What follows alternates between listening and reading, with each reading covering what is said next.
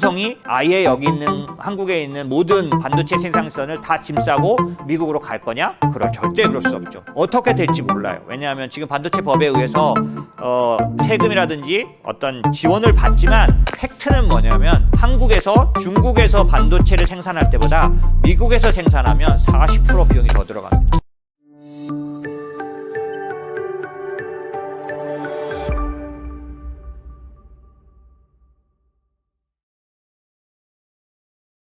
최근 반도체 관련 주가 하락이 있었던 걸로 아는데 향후 반도체 시장은 어떤 이슈가 있을까요? 인모스트에서는 반도체 관련 투자를 오래 지속하고 있는 것으로 아는데 대표님이 보시는 반도체 시장 전망이 궁금합니다. 특별히 메모리 반도체 시장의 전망은 어떻게 보시는지도 답변해 주시면 감사하겠습니다. 반도체 관련 주가 하락은 전체적으로 보면 침체와 관련된 하락입니다. 뭐냐면 재고 증가죠. 작년도에 코로나 관련된 작년 재작년에 있었던 흐름이 뭐냐면 가수요가 발생했어요. 어떤 거냐면 공급망이 병목 현상이 생기면서 원활하게 공급이 안 되는, 그거는 소비자든 공급자든 둘 다에게 왔어요, 영향이. 그래서 소비자는 어땠냐? 예를 들어서 미국 같은 경우 작년도 혹시 기억나실지 모르겠는데 크리스마스 선물을 10월 달에 이미 주문을 다 해놨어요, 사람들이.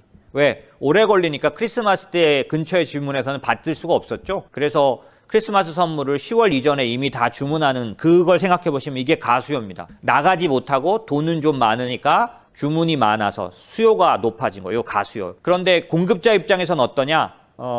그것도 말씀드리고, 참 이 소비자 입장에서도 작년도에 미국 사람들이 가전제품, TV 같은 거 다 바꿨다. 아주 대형 TV로 많이 바꿨다. 이 얘기는 금방 이해가 되시는데 못 나가니까 많이 보죠. 집에서 보는데 돈은 좀 여유가 있어요. 작년도 미국 가게에 엄청나게 현금이 증가했다라고 얘기를 여러 번 드렸으니까. 근데 코로나라도 주문해서 하여튼 여러 매장이 있죠. 여러 매장에서 주문하면은 얼마든지 받을 수 있으니까 아주 대형 TV는 아주 작년도에 엄청나게 미국 사람들이 주문했겠죠. 그러면 어떻게 될까요? 그 부분들은 집에 이제 다 있게 되는 거죠. 이거는 사실은 재고라고는 할 수는 없지만 어쨌든 쌓여 있게 되고요. 다 구매했기 때문에 올해는 수요가 뚝 떨어지게 되겠죠. 이미 다 샀는데 TV를 1년에 2번 사는 사람 별로 없지 않을까요? 그러니까 그렇고, 공급자 입장에서 볼까요? 주문은 쏟아지는데 이 사람들이 배달을 배가 잘 안 오고, 그다음에 하역이나 이렇게 어렵기 때문에 내가 주문에 맞춰서 못 보내준다는 걸 보내는 게 일상이다. 그러면 더 주문을 많이 될 때 주문을 많이 해놓고 싶지, 거기서도 저스트 인 타임이라 그래서 딱딱 맞춰서 주문을 해놓을 생각은 없죠. 그러니까 공급자 입장에서도 가수요만큼의 주문을 했던 거죠. 이 양쪽이 다 가수요로 주문을 해놨기 때문에 지금은 어떤 상품, 내구재라고 보통 말하는 그런 구스 관련해서는 전부 다 재고가 몇 년 내 최고치에 이르러 있는 거죠. 숫자적으로 봤을 때. 반도체도 똑같은 상황이죠. 아시다시피 PC 모든 것들이 이제 셧다운이었기 때문에, 그 다음에 재택이었기 때문에 가수요에 의해서 이미 활발하게 돌아갔었기 때문에 반도체 관련된 재고도 상당 부분 쌓여 있었던 겁니다. 그렇기 때문에 그 부분이 재고가 쌓여 있는 건 사실 활발하게 경제가 돌아가면 문제가 없습니다. 왜냐하면 또 소진하고 더 많이 소비하기 때문에 쌓아놓은 재고는 문제가 없어요. 그런데 언제 문제가 오나요? 침체가 온다고 하면 문제가 옵니다. 왜? 이제 덜 살 건데, 이제 못 살 건데 나는 재고를 끌어안고 있으니까 어떤 상황이 될까요? 불안하죠. 그러니까 자꾸 베스트바이라고 그러네요. 소매점들, 대표적인 그런 미국의 소매점들은 월마트부터 해서 이런 데들은 전부 다 재고 처리를 이번 2분기 발표할 때 재고 처리 상당 부분 했다. 이제 더 할 거다. 이런 발표가 같이 나오는 이유가 불안한 거죠. 그런 것처럼 반도체 마찬가지, 전장업체들이나 반도체 관련된 여러 가지 업체들이 재고가 쌓여있는 한은 불안해서 침체가 올 건데 그걸 끌어안고 있으면 나한테는 손해만 있죠. 그러니까 걔가 나갈 때까지는 주문을 절대 하지 않겠죠. 그러니까 당연히 디램 관련된 현물가들이 뚝뚝뚝 떨어지는, 지금 제가 본 숫자로는 9주째 하락했죠. 예. 그러니까 지금 현재는 좋지는 않은 상황입니다. 그 재고 이슈가 반도체 쪽에서는 제일 큰 이슈일 거다라는 거고, 그런데 반도체 시장 전망에 대해서 생각해 보자면 그거는 얘기가 조금 달라집니다. 두 가지가 있는데, 첫 번째는 재고만 관련해서도 말씀을 좀 드릴 필요가 있는데, 이번에 재고가 소진되는 그런 타임이 그런 어떤 타임이 얼마나 걸릴 거냐라고 봤을 때 동일한 그런 우리 메모리 반도체 한국 기준으로 보면은 지나간 시간 동안 한 2번 크게 있었는데 이 재고로 인한 가격 하락 국면이 어느 때보다 재고가 처리될 수 있는 시간이 짧을 걸로 보여집니다. 그러니까 반도체의 냉각기는 이번에는 굉장히 짧아질 가능성이 높아요. 왜 그러냐? 아까 제가 말씀드린 것처럼 가수요나 이런 부분들에 대한 부분이 있었지만 한동안의 호황이 진행된 뒤에 뒤따라오는 공급 과잉 정도가 지금은 전혀 아니에요. 왜냐하면 코로나 팬데믹에 의해서 생긴 아주 특별한 어떤 상황이었기 때문에 그 재고가 아주 치명적이고 집중적으로 그럴 정도는 아닙니다. 뭐냐면 좀 더 이렇게 호황이 좀 계속될 때 나타나는 그런 더 과다한 재고 이런 상황이 전혀 없었기 때문에 지금의 재고는 딱 멈추고 소진될 때까지 기다리면 기간은 빨리 청산되는 그런 상황이고, 왜냐하면 지금의 그런 재고는 어떤 과다한 그런 소비 끝에 오는 게 아니기 때문에 그렇고, 두 번째 재고 청산은 훨씬 더 빠를 걸로 보여지는 이유가 뭐냐면 지금 현재 어느 때 침체 구간보다도 수요가 좀 살아있는 편입니다. 그 수요가 살아있다면 미국 같은 경우는 되게 전형적인 편이죠. 지금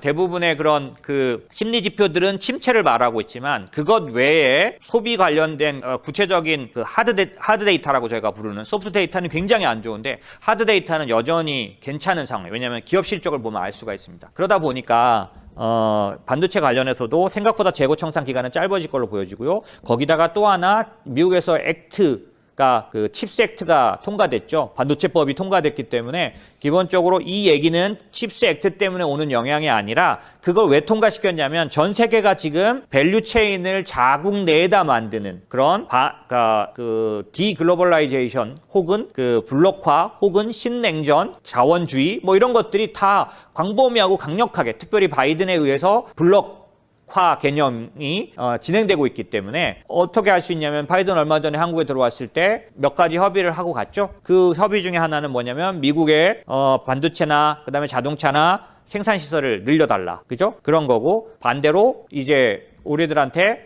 약속하고 간 거는 아직 이제 법으로 만들어지지 않았지만 군수물자에 관련돼서 보급을 서로 협정을 통해서, 그래서 우리나라 방위산업 주가들이 올랐죠. 앞으로도 전망이 좋은 편입니다. 이제 그런 것들은 전부 다 뭐냐면 공급망 관련된 밸류체인을 리쇼어링이라든지 이런 식으로, 그다음 프렌드 쇼어링 이런 식으로 다시 만들어가는 체제로 가고 있기 때문에 이렇게 될 경우 반도체는 어떻게 되냐면 이중 수요를 갖게 됩니다. 당분간은. 이중 수요란 게 뭐냐면 미국에서 생산하지만 기존의 생산 시설에도 어느 정도의 재고나 생산이 있게 남아있게 마련이에요. 완전히 미국으로 다 가지 못하죠. 그렇기 때문에 양쪽에서 수요가 발생하는 일이 내년도에는 있게 됩니다. 그렇기 때문에 사실 반도체의 불황과 호황의 사이클로 봤을 때 이 불황의 사이클이 짧고 호황이 바로 올 수 있는 상황이 이 글로벌 밸류체인 재편에 의해서도 나타난다. 이건 어느 정도 어쩔 수 없습니다.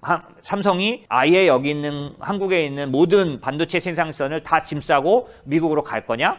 절대 그럴 수 없죠. 어떻게 될지 몰라요. 왜냐하면 지금 반도체 법에 의해서 세금이라든지 어떤 지원을 받지만 팩트는 뭐냐면 한국에서 중국에서 반도체를 생산할 때보다 미국에서 생산하면 40% 비용이 더 들어갑니다. 장사하는 사람 입장에서 40% 더 들어가면 안 하는 게 맞습니다. 경쟁이 될까요, 과연?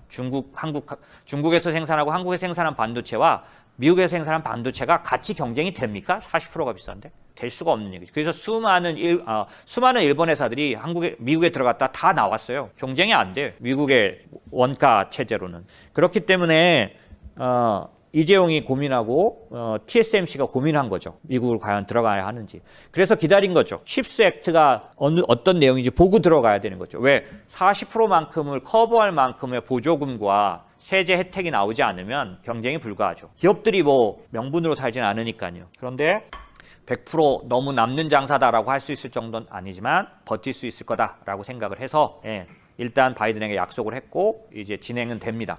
그 중에 이제 하나는, 그럴 수 있는 것 중에 하나는 기술의 발달인데, 그거는 요 질문 끝나고 제가 새로 코너를 하나 만들었는데 오늘 그 코너 시간에 그 설명을 좀 드릴게요. 어쨌든 그런 측면에서 말했을 때 반도체 시장은 요 재고를 재고를 해소하는 사이클은 한 지금으로 봐서는 6개월, 3개월에서 6개월 정도, 4개월에서 6개월 정도 보니까 내년 1분기에는 수요가 다시 공급을 앞서면서 현물가가 올라가는 시기가 내년 1분기에 올 거로 봅니다. 그렇게 되면 반도체 가격은 그거보다 한 분기 앞서 정체되거나 가격이 움직이기 때문에 주가는 한 분기 앞서서 움직이는 거죠. 전장업체들이 재고가 다 소진되면 바로 주문에 들어가기 때문에 그런 측면에서는 4분기 때는 반도체 관련된 그런 그러니까 수요도 다시 살아나리라고 보는 편입니다.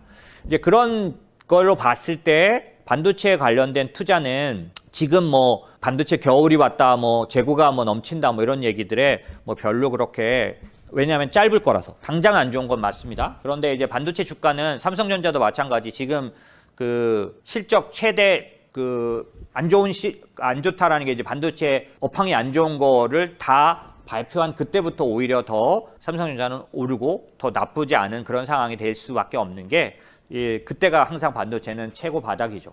어찌됐든 그런 측면에서 외국인도 지금 이제 한국의 반도체에 관련해서 사고 있을 정도로 기본적으로는 제일 안 좋을 때, 지금 현재 안 좋냐? 안 좋다. 그러나 그때 주식을 사는 건 일찍 사는 사람들은 그렇게 사는 거고요. 다만 이제 개인들은 그렇게 바닥이 나왔다 그래서 삼성전자 바닥은 이제 PBR 0.8배 에서 한 배 사이 정도면 지금까지 수십 년 동안 그 메모리 반도체 불황에서도 그 이하를 깨지 않았어요. 뭐 두 번, 제가 재고 때문에 빠졌던 거 요번까지 하면 3번인데 지나간 2번에서도 마찬가지 0.8이 바닥이었는데 삼성전자 가격으로 말하면 5만 한 7천 원? 예, 요 정도 가격이 그 정도 가격입니다. 지금 6만 원에서 아마 오늘 제가 아까 봤을 때 6만 원 이런 거 같은데, 그래서 저는 삼성전자 바닥은 지난 걸로 봅니다. 근데 그 바닥이 지났다 그래서 올라간다는 뜻은 아니죠. 그런 측면에서는 아직 재고가 청산돼야 되는 그런 부분인데, 메모리 반도체 물어보셔서 말씀드렸던 것처럼 메모리 반도체는 특히 재고 영향을 많이 받는 쪽이죠. 그래서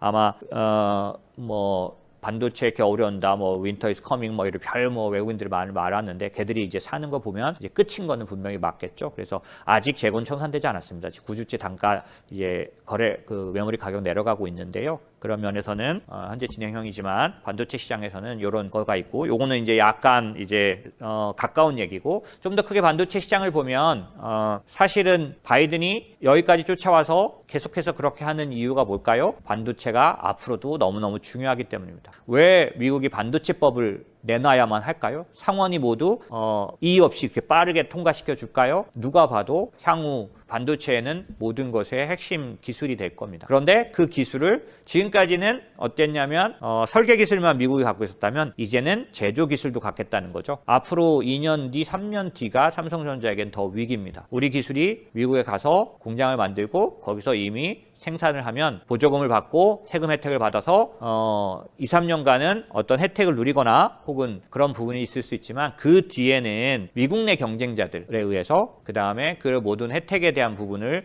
이제 중지하는 그런 상황들이 될 수 있기 때문에, 그런 면에 있어서는 오히려 그때가 걱정이고, 지금은 그런 어떤 누리는 구간이 될 수 있겠죠. 거꾸로 이제 어찌됐든 이제 바이든의 움직임을 보면 그들이 지금 초점으로 갖고 있는 건 비메모리인 것 같습니다. 삼성전자가 비메모리에 물론 TSMC 같지는 않지만 지금 현재 몇 가지 분야에서 상당 부분 경쟁력도 갖고 있고, 그런 면에서는 삼성전자는 그러니까 수혜를 좀 보리라고 보고요. 그런 측면에서는 삼성전자에 대한 의견은 저는 나쁘게 갖지는 않습니다.